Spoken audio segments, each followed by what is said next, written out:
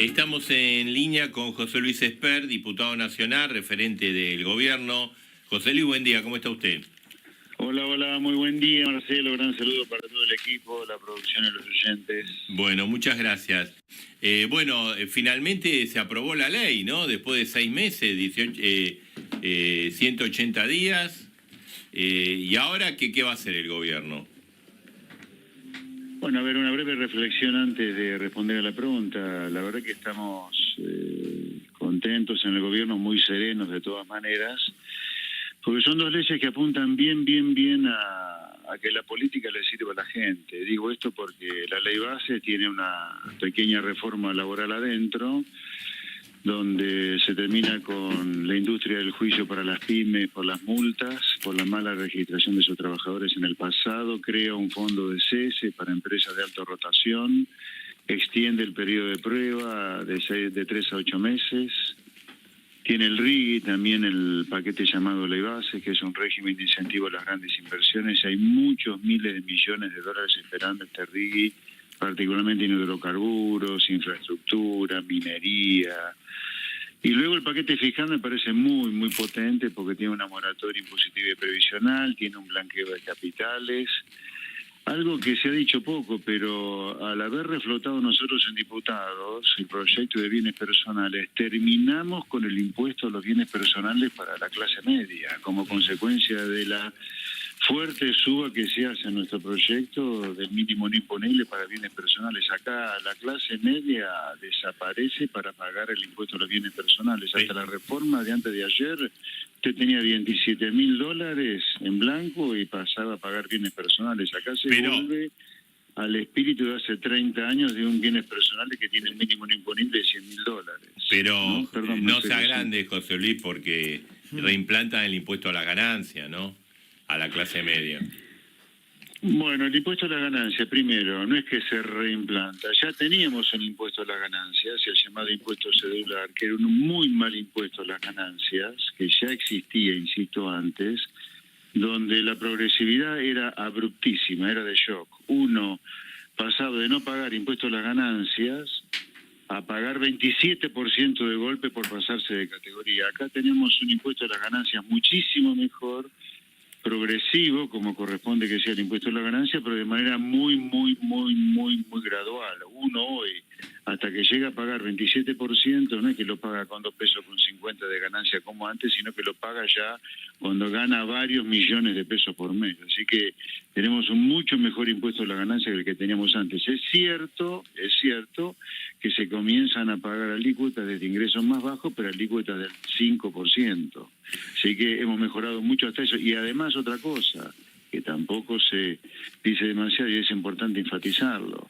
Hay un viejo reclamo de todos los autónomos para que se termine el trato discriminatorio que sufren a favor del trabajador en relación de dependencia. Ustedes vieron que todas las reformas de ganancias siempre apuntan al asalariado y jamás al autónomo. Bueno, acá se reduce de manera sustantiva esa discriminación y el autónomo pasa a pagar impuestos a las ganancias desde niveles mucho más altos que antes, terminando o reduciendo mucho esa discriminación en contra. Así que ahí tenemos un avance también muy importante con respecto al impuesto a las ganancias. Esper, buen día, Daniel Moyo, ¿cómo le va? ¿Cómo está? Buenos días, Daniel, ¿cómo le va? Bien. Nosotros todos los sábados a la mañana acá tenemos a Eugenio Semino, ¿no? Que nos habla y defiende a la tercera edad. Y la pregunta que tiene de hace 6 meses, ¿cuánto van a ganar los jubilados? Es decir, ¿cuándo va a llegar la mejoría para los jubilados y la situación de ellos? En función de esta ley, ¿en qué le va a cambiar la vida al jubilado? A ver, los jubilados, dado que Argentina tiene un sistema de reparto, sí. Es clave para que los jubilados cobren algo razonable, no la miseria que cobren hoy, que haya mucho trabajo en blanco. No hay buen ingreso para el jubilado sin trabajo en blanco porque desde ahí se cobra el impuesto al salario que va a alimentar el sistema previsional.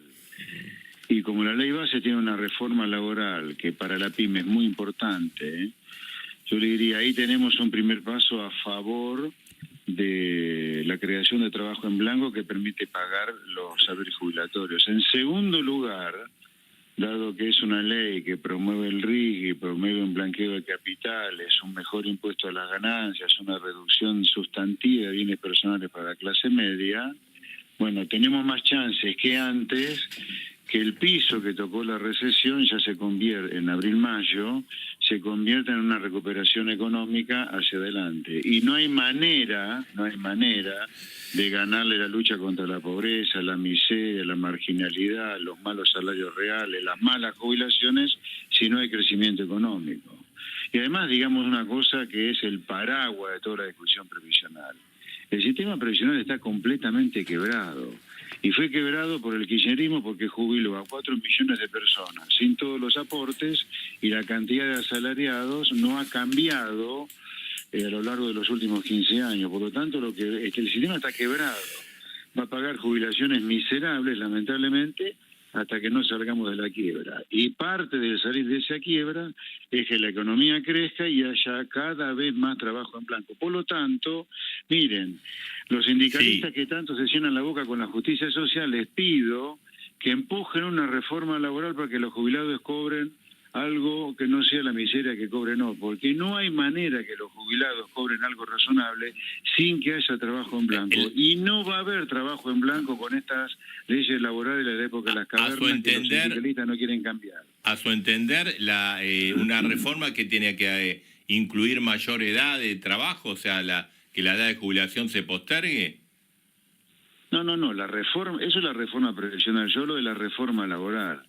Lo que estamos haciendo, lo que hemos logrado con la ley bases es, no sé, de un recorrido de la A a la Z de la reforma laboral que la Argentina necesita para parar jubilaciones razonables, hemos recorrido las primeras 3 letras del abecedario.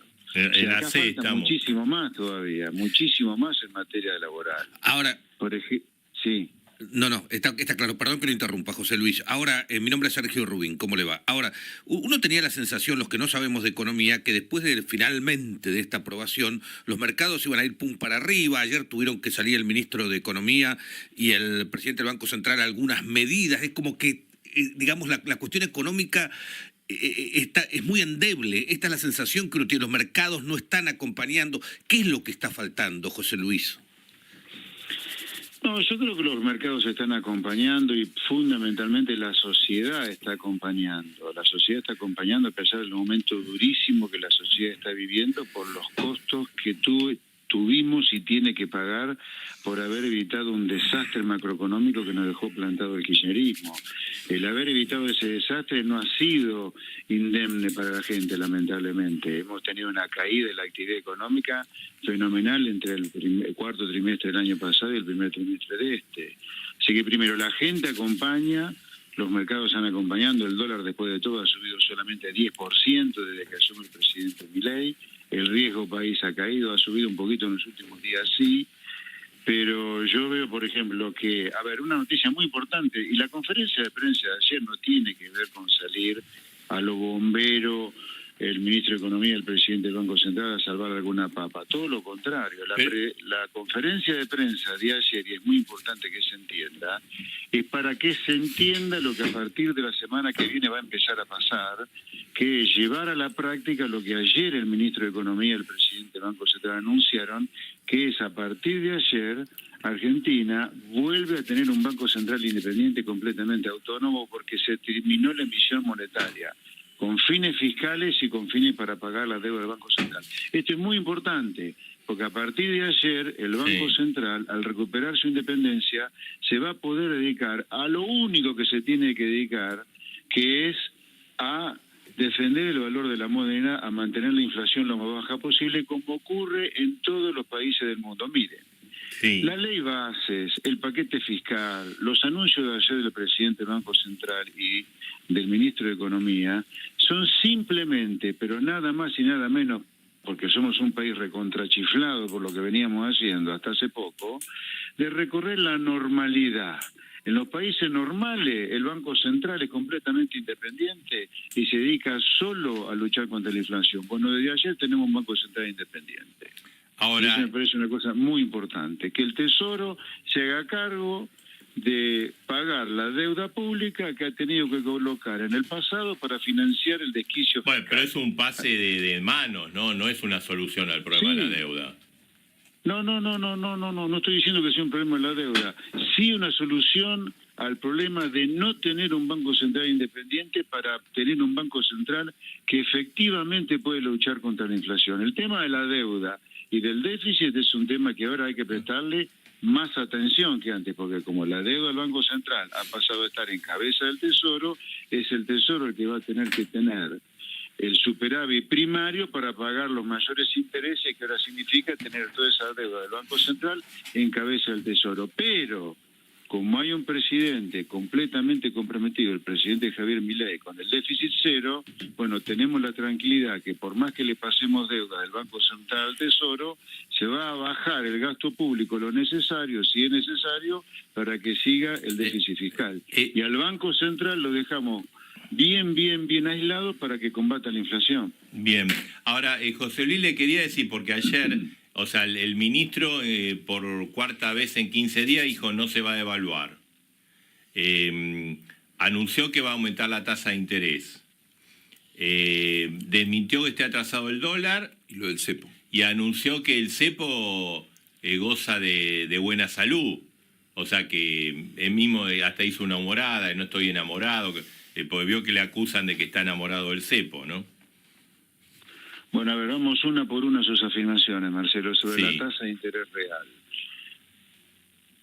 Dado que no teníamos un Banco Central independiente, sino que tenía una deuda gigantesca, donde paga una tasa de interés que se pagaba con la emisión monetaria, subir la tasa de interés para que hubiera más demanda de pesos traía el problema que el Banco Central pasaba a ser más deficitario, emitía más dinero, entonces era el perro que se mordía la cola. Entonces, para el Banco Central, antes de los anuncios de ayer, era prácticamente imposible subir la tasa de interés para que haya más demanda de pesos sin generar un problema que es más inflación. Lo que dijo el presidente del Banco Central no es que va a subir la tasa de interés real, no es que va a haber tasa de interés reales positiva porque al Banco Central se le ocurra eso. Me parece que sí dijo eso. A partir de ahora, lo que dijo que a partir de ahora, si fuera necesario subir las tasas de interés reales a un territorio positivo, ahora ya no va a generar el problema que sí generaba antes cuando el Banco Central estaba endeudado hasta la maceta por tener en su cabeza la deuda que le correspondía tener al Tesoro. Bien. Y de ayer eso ocurre. La segunda cosa, José Luis, sobre el cepo, pero usted dijo... espere un poquito. Sí. ¿Podemos escuchar juntos la noticia y lo responde después? Pero cómo no, ha sido un placer. Mientras tanto me tomo un par de matecitos. No, pero no se vaya, que no se vaya, porque está ansioso. ¿Sabe por qué? Mientras tanto los espero, me tomo unos matecitos y dije, ¿cómo le voy a cortar? Porque cuando un ministro en 15 días desmintió 4 veces la devaluación, a mí me hace acordar a los directivos de un club de fútbol. Cuando ratifican al técnico. Cuando ratifican al técnico y el técnico después se va. Pero lo responde después. ¿Cómo no? Y además le quiero preguntar si está todo mal con el fondo, porque pero en un ratito. Bueno. Mitre informa primero, seguimos con José Luis Esper, el profe, según el presidente de la Nación. Qué bien. Estamos en línea con José Luis Esper, diputado y referente del gobierno. José Luis, por ejemplo, los directivos de San Lorenzo, usted que es de San Lorenzo, dijeron 1000 veces que Insúa seguía. A los 2 días lo echaron. Exactamente. Cuando un ministro en 2 semanas desmiente 4 veces la devaluación, genera más duda que certeza. Bueno, puede haber excepciones a la regla y yo creo que estamos claramente frente a una excepción a esa regla. Al ministro se le pregunta si no hay atraso del dólar, porque el dólar se ha movido en las últimas semanas. Ahora hay que mirar un medio vaso lleno para nosotros, desde el gobierno, que es que después de todo el dólar ha subido 10-12% en 6 meses. Así que no me parece que tengamos que estar preocupados sobre el dólar. El gobierno no va a devaluar, va a continuar con su devaluación mensual del 2%, eso se le llama crawling peg del 2%. La idea del gobierno ¿No está atrasado el dólar? ¿Cómo? ¿No está atrasado el dólar? No está atrasado el dólar. Yo le diría, Pero un tema clave para ver la evolución de si el dólar, o para diagnosticar si el dólar está atrasado, yo le diría sería lo siguiente. La tasa de desempleo subió 2 puntos entre el cuarto trimestre y el primer trimestre de este año. Estamos en 7,5, 7,7, no recuerdo exactamente. 7,6. 7,5, es 7,6, ok. 7,6. Esos son 2 puntos más de la tasa de desempleo que teníamos a finales del año pasado. Si contado a partir de ahora, dentro de 15, 20 meses, a partir de ahora que ha comenzado la recuperación económica desde un piso, desde el 10º subsuelo, la tasa de desempleo no baja de 7,6, y ahí yo le diría, si ni con crecimiento económico genuino logramos bajar la tasa de desempleo, bueno, miremos qué pasa con las leyes laborales y también miremos con el valor del dólar. Pero hoy el dólar no está atrasado. Pero con todo respeto, déjeme terminar un segundito. es que hay una pequeña contradicción lo que dice usted. A ver, dígame. Usted está diciendo que ¿Cuál lo es dijo la en 2 o 3 veces, lo dijo en 2 o 3 veces con Marcelo. La contradicción, 2 o 3 veces me contradije, a ver. Sí. Dijo que Dele. el dólar en estos 6 meses subió el 10% en un país que tuvo casi el 100% de inflación. Los números hablan por su cuenta. Está bien, pero en su relato, en su cuento, en su historia, le falta que este gobierno, cuando llega, prácticamente duplica el valor del dólar. Entonces, cuando yo le digo 6 meses, tome en cuenta lo que pasó con el dólar antes de la devaluación y después de la devaluación. O sea, yo le digo 10% después A partir de la devaluación del dólar, usted. del peso del 50%, o después de la suba del dólar al doble. Así que no hay ninguna contradicción en lo que yo le digo. Entonces, volviendo al anterior, si dentro de 15 o 20 meses, con una economía que va a comenzar un proceso de recuperación, si hacemos una reforma laboral adicional a la que está en la ley base, y se necesita más reforma laboral para que haya cada vez más empleo en blanco, menos precarizado, seguimos con una tasa de desempleo del 7,6, y yo le diría ahí, le compro que tenemos que discutir si el dólar no está atrasado. ¿Va a haber un proyecto de reforma laboral más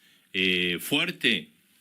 Sí, antes me quedó por responder la pregunta sobre el ministro Caputo y el cepo. Sí. El ministro Caputo, como lo dijo acá, no hay ningún enamoramiento del cepo, pero sí, en el gobierno estamos muy preocupados que la eliminación del cepo pueda provocar alguna zozobra del dólar y eso poner nervioso a la gente y generar más inflación. Por lo tanto, la salida del cepo se va a hacer cuando se tengan, yo le diría, para hablar en criollo, entre 5 a 10 mil millones de dólares más en la reserva del Banco Central. Claro, cosa bien. que puede ocurrir, ya sea porque en la negociación con un nuevo acuerdo con el fondo, que ya comenzó el Fondo Monetario, no dé el cash suficiente para salir del cepo, o porque el crecimiento económico haga que la demanda de pesos aumente, la gente venda pesos contra dólares y el Banco Central acumule de manera mucho más gradual que con un préstamo del fondo esos 5.000 a 10.000 millones de dólares. Ahora, José Luis, Sobre la reforma laboral, sí, va a haber más reforma laboral, porque queremos que haya cada vez más trabajo en blanco, menos precarizado, menos indigarcas, para poder pagarle cada vez mejor a los jubilados. Bien. Gente que se merece un ingreso mucho más decente que el de hoy, porque ha laburado toda la vida, ha aportado toda la vida y hoy cobra miserias. Ahora, de todas maneras, usted habla evidentemente que hace falta más plata para levantar el cepo, pero en junio no solo no crecieron las reservas, que venían subiendo fuerte, hay que reconocerlos, sino que hasta se perdió un poco. ¿Por qué no pudieron continuar con esto? Bueno, a ver, la demanda de pesos, que es lo que determina en última instancia cuántas reservas, dado que no hay déficit fiscal, ¿no? Cuántas reservas hay en el Banco Central, es la que determina esas reservas, insisto con esto. La reserva no aumenta porque usted le meta la obligación a los exportadores de liquidar los dólares. Las reservas aumentan porque en general hay más demanda por peso y la gente cambia dólares por peso para hacerse los pesos. Esa demanda de peso tiene estacionalidad a lo largo del año.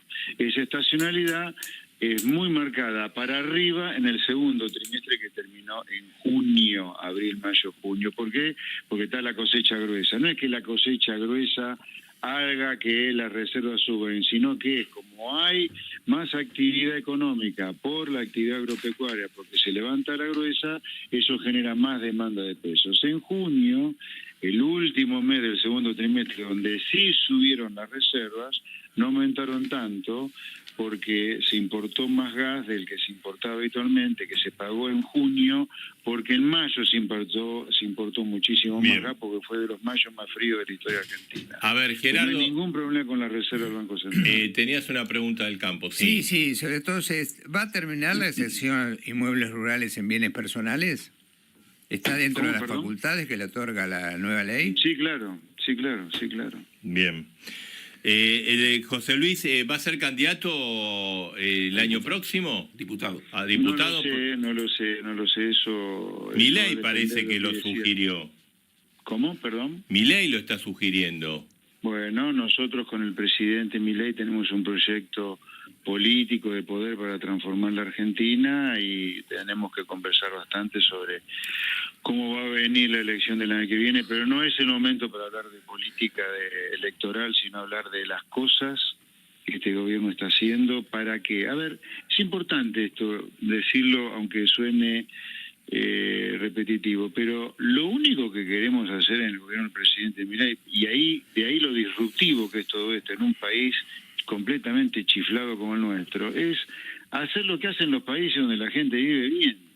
Y eso es normalizar la normalidad, cuando en Argentina se ha normalizado la anormalidad. Ahora, esto de tener un impuesto a las ganancias razonable, tener leyes laborales que no precaricen el empleo, tener un banco central independiente y autónomo como se anunció ayer, es simplemente hacer las cosas que Bien. hacen los países para que la gente viva bien. Y de paso, si logramos que la gente viva cada vez mejor en Argentina, amigamos a la política con la gente. Bien. Porque ponemos a la política al servicio de la sociedad, que es el único argumento para hacer política, porque para hacer política uno tiene que estar obsesionado con servir a la sociedad. Si no, dedicate a otra cosa, flaco. ¿Para qué la gente va a pagar impuestos si los políticos se hablan a sí mismos? José Nosotros Luis. le hablamos a la gente. José Luis Esper, gracias. Un placer, buen día. Adiós.